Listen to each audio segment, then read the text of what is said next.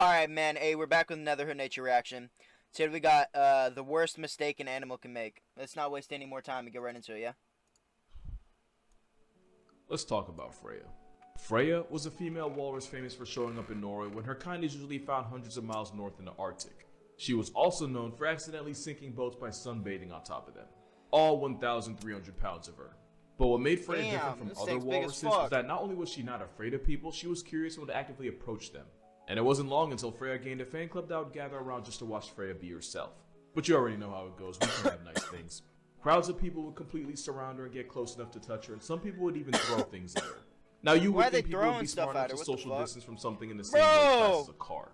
But then you'd be giving people a lot of credit they don't deserve. In one incident, Freya chased a woman that got too close into water. Even with all these problems, officials said that taking her out would be the last possible option and that Freya would probably just leave on her own. Well, she didn't, and neither did the people that were told to leave her alone. Now they could have tried to relocate her, but tranquilizing and hauling something that can weigh 4 shacks can go wrong in a lot of ways. 4 shacks? So on August 14th, they took Freya out. Permanently. What? But the only thing she ever did wrong was trusting people. You wanna know the worst part though? The only reason she was there in the first place was probably because of global warming. Moral of this video? Y'all remember what happened to the world after Harambe became a hashtag? Don't be surprised when life hits us with the Tsukuyomi for flatlining Freya. Now, we gotta spin the block on this whole Freya thing, because I got more I want to say. Sparkno's version, Freya was a 1,300-pound walrus that popped up in Norway and wasn't afraid of people, and because of that, people kept getting way too close to her. Despite the whole, 1,300 pounds thing. Eventually, she ended up getting put down for the crime of trusting people. The sad thing is, we've seen this before. This is a Caribbean monk seal. There used to be hundreds of thousands of them. Look how cute that thing is, what the fuck? In 2008. People found out that these seals have oil in their blood. Oh, had oil in their blubber. As a result, they got hunted with extreme prejudice. Those that didn't starve to a flatline after those same people overfished off the reefs they hunted on. But the biggest reason why this seal's gone for good is gonna hurt you. You see, the seals weren't afraid of people. They were naturally curious and wouldn't run away when humans would approach them because I guess they didn't see humans as a threat. That trust in people got them put on a billboard. Like, people would just walk up to a sunbathing seal and just cancel its entire life subscription. We stat-padded them so hard that the seal that used to be all over the islands got discontinued by us. And best believe they're not the only ones whose trust in people got taken advantage of. But it might just be the saddest. Which brings us to Freya, who was literally in a no-win situation. She trusted people too much, people abused it, and she got put out of order for it. But if she had been more aggressive with people and actually squared up with them, all 1,300 pounds of her would have been canceled anyway. Long story short, we made a walrus and nature finna bend us over for it. Yeah, I should probably explain. So that right there, the paralysis demon with wings. What happened with the harpy eagles? That's actually a harpy eagle. It's one of the biggest eagles in the world, with talons the size of grizzly claws, with a grip almost as strong as Rottweiler jaws. And even though this satanic pigeon could probably violate if it wanted to, they're actually not dangerous to people.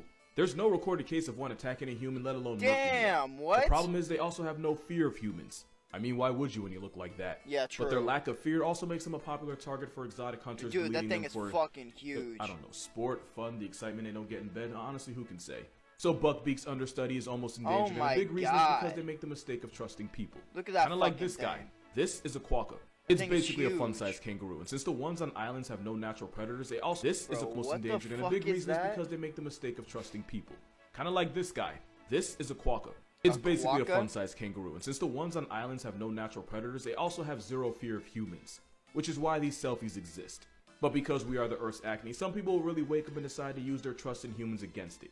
How you can hurt something that's literally serotonin with fur is beyond me. Yeah, I'm not going to show you for obvious reasons, but there have been cases of people seeing this quokka and then kicking them and throwing them into walls for... Again, I really don't know what has to go wrong in life for you to think that's okay. Fuck? And because we live in a generation of telling on yourself, a lot of these people are the ones that post a quokka being kicked on the videos. What the fuck? The world's happiest animal, and someone decides they want to try to score a field goal with it. Whole time, the only thing the quokka ever did wrong was assume it was safe to be around people. I know one thing though. Yeah, I wouldn't try it with his big homie. We're gonna talk about animals that we've done dirty, and I don't think any of them has a worse extinction story than this one right here. This is a thylacine, but you probably know it as a Tasmanian tiger. Yeah. Even though it's a marsupial, meaning it has more in common with kangaroos, koalas, and the devil than an actual tiger. Why it looks like nature tried to redraw tigers blindfolded is because of convergent evolution. And long story short, convergent evolution is just two people coming up with similar answers to the same test.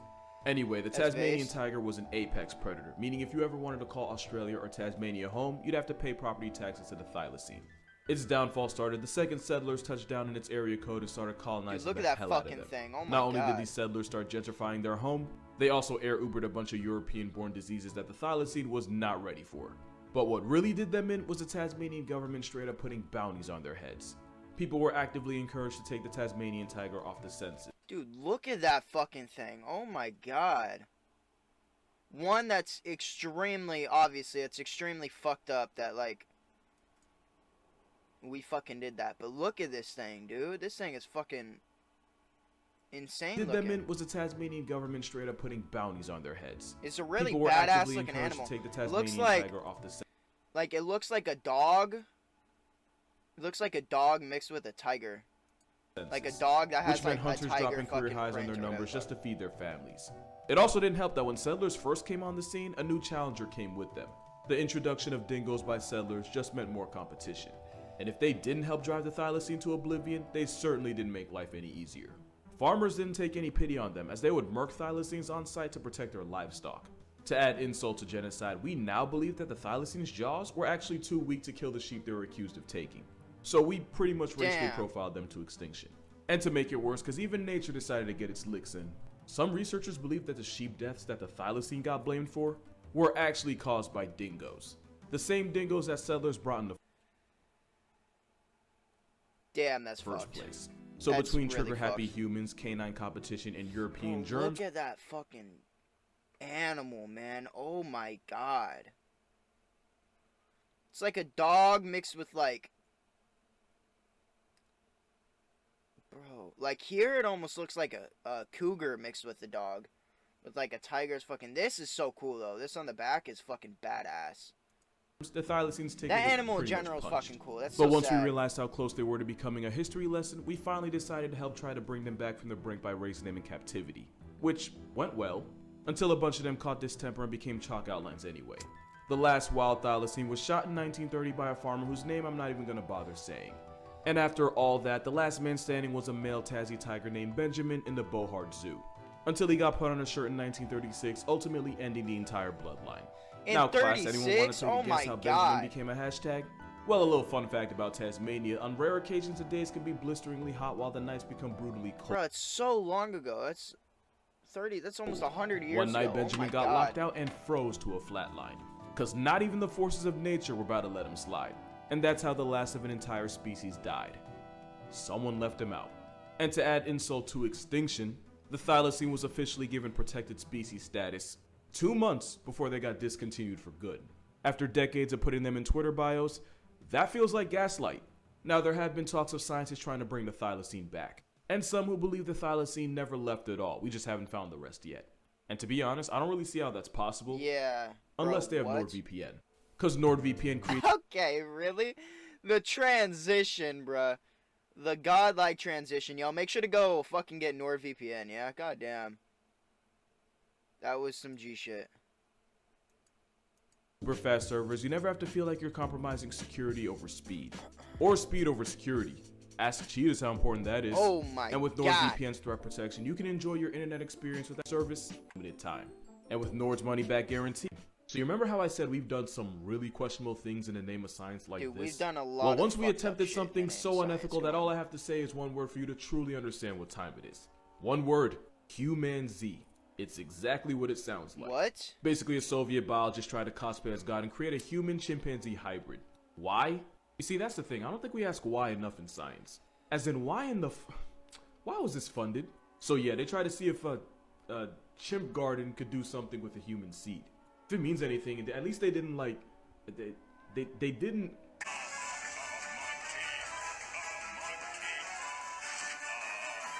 Nah, instead they artificially planted human seeds in 3 female chimpanzees. Still very questionable, but it could have been worse. And if I wasn't on a watch list before, that sentence definitely did it. But surprise, Bro, surprise, what the fuck nothing was happened. that? And I don't think the world was sentence definitely. What the fuck is that? But surprise, surprise, nothing happened. And I don't think the world would have had the tools to handle if it did. Also, China took a swing at this in the 60s. So while the Soviet Union and the US had a PP measuring contest all the way into space, China researchers were busy trying to create a human chimpanzee chimera. Next to hand servicing dolphins and Hold up. So while the Soviet Union and the US had a PP measuring contest all the way into space, China researchers were busy trying to create a human chimpanzee chimera. Wow. Next to hand servicing Okay. dolphins and giving them LSD, This might be the most sus thing we've ever called science. Bro, what the fuck was that? Giving them LSD. This might be... Is that from a movie? Like, what the fuck is that? The most sus thing we've ever called science. What's the weirdest looking extinct animal you've ever heard of? I'll go first. This, Adipodentatus. And this is a correction to the original reconstruction they had of it. I hear you loud and clear, and I get it, but tell you what. I'll see your Adipodentatus and raise you one Platybelodon. It was a 3-ton herbivorous semi-aquatic middle finger to the natural order. It's like if nature tried to redraw elephants strictly from memory, but while also tweaking off 6 hits of acid. It's... Bro, what the fuck is this thing? Why are those there? Like, why are those there? Like if nature tried to redraw elephants strictly from memory, but while also tweaking off 6 hits of acid. It's believed it used its mouth as a shovel, rubbing it against trees to cut the bark to eat it. I say believe because when your skull looks like a pissed off power tool, the best science can do is guess. They were around in the Miocene about 15 million years ago, and scientists say they went extinct after a massive drought turned them all into a history lesson. Or if you believe in God, he might not make mistakes, but he knows when to put a rough draft back in the vault. Yeah, you might believe in God, but God did not believe in them. It's like nature took the animal I love the most and turned it into a bad trip with legs. It's so Because not even a nice skating Satan on acid could come up with more life back in the vault. You might believe in God, but God did not believe in them. It's like nature took the animal I love the most and turned it into a bad trip with legs. Because not even a nice skating Satan on acid could come up with this paralysis demon. What is the most underrated animal in your opinion? Oh, that's easy. Alright, so here's a little pop quiz for y'all. What is the most widespread carnivore in the entire world? Carnivore being an animal that eats mostly meat. Any guesses? Right? No? Bear? It's actually them. The Believe it or not, there are fox? actually Really? 40 different subspecies of red fox. And Damn, there's 40? all of them are red. Some are silver. Some are black. Bro! Any guesses? The fox might be my It's new actually favorite them. animal, bro. Believe it or not, there are actually 40 That's different sick. subspecies of red fox, and not They're all so of them are cute, red. too. Some are silver. I swear, I always forget about, like, foxes, bro. That's one animal I always just forget about. Some are black. Some are confused. This one's a Pokemon. Foxes can pretty much live. Some are confused. This one's a Bro, look at that. Oh my god. Pokemon. Foxes so can pretty pretty, much live bruh. wherever they feel like. They're so In cute. 1870, settlers actually brought over foxes to Australia, because I guess fox hunting is like a pretty big English thing, like crumpets and tea and losing the World Cup. About 8 million foxes later, I'd say they'd regret it if they were alive to see what they did. You probably live right next to a fox and have no idea. I've lived in New Jersey 25 years, and I've seen a fox in real life like twice, and both times were by accident. As part of a Soviet experiment, researchers were able to somewhat domesticate silver foxes. They did this by taking the foxes that were the most friendly and least afraid of people and breeding them. It's like God had leftovers after making cats and dogs, decided to make casserole and out popped the fox. They're like dogs that identify as cats. Almost forgotten, red foxes They're like mate for life. They dogs believe that in monogamy. identify. Meaning the average identify as cats. And cats Okay, and dogs really? decided to make casserole. Look at them, though. Look how cute they are, bro. I want a fucking pop the fox. They're like dogs that identify as cats. Almost forgotten, red foxes mate for life. They believe in monogamy. Meaning the Oh, average look how fox is cute doing they a whole are. lot better than the rest of us. The only continent that doesn't have a fox on it is the one God turned into Satan's skating rink. They're nature's Okay, overachievers. that's If they awesome. have haters, it's because they're just too good at life. We've all had this question at one point, and if you say you haven't, you're a liar. That question being, if we weren't here, what animal would run the world? You know what? This might be a hot take, but I really think we are one Thanos Crows. snap away from seeing crows in the driver's Yeah. seat. Crows, ravens, corvids in general, they're all Bro, there's that video of that crow that makes those two cats fight.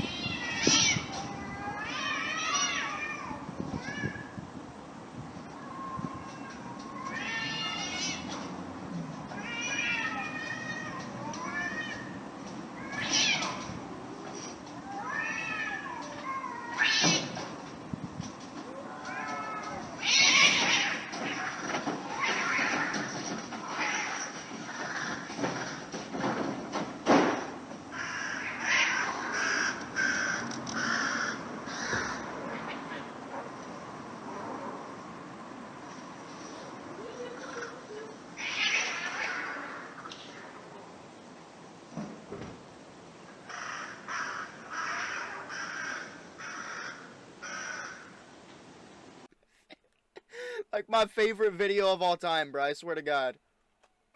Too smart for anyone else's good, and one day they're gonna turn on us, and it's gonna be bad. I'm not gonna talk about the fact that ravens are low-key domesticating wolves the same way we did, or that crows have the intelligence and a problem-solving ability of a 7-year-old. And you probably already know that crows are smart enough to drop nuts on crosswalks, pause, let a car run over it, and then wait for the walk sign to go claim their prize. Not only are crows smart enough to use tools, some scientists say the Caledonian crow has entered its own stone age. And while crows can't recognize their own reflection, they do understand how mirrors work. Basically, in an experiment, crows are able to find an object not in their direct line of sight by using its reflection in a nearby mirror. Not only can crows and ravens remember faces for years, but they'll go on to teach their kids not to mess with you. Both ravens and crows can hold grudges, especially if they feel like they've been wronged. When a crow sees another dead crow, it'll call out to its other crow bros and they'll investigate the cause of its death to make sure the area is still safe for them. They're even smart enough to have self-control. In another experiment, crows were willing to deny a piece of food if doing so meant they got a bigger reward down the line. And I'm just realizing this, but that also means crows and ravens can plan for the future. Yeah, that's not normal. And we've already seen what happens when crows turn on people. Crows in Tokyo have gotten bold enough to straight up attack people for food, for territory, or just for the sport of it. Get fucked! They'll even go as far as to purposely take aim and drop deuces on people. Those same Tokyo crows have memorized the garbage schedules of different parts of the city, so when crows pull up, it's not by accident. There's a reason why Rick chose crows. One day we're gonna get real life Hitchcocked and it's not gonna be good. Okay, really? Damn, what a fucking banger like always. I think I got my 2 new favorite animals, honestly. Foxes and crows. Like, obviously the leopard still has to be up there too. It's probably the easy top 3. Damn, what a fucking banger like always. Yo, hey, make sure to go subscribe to Casual Geographic, yeah?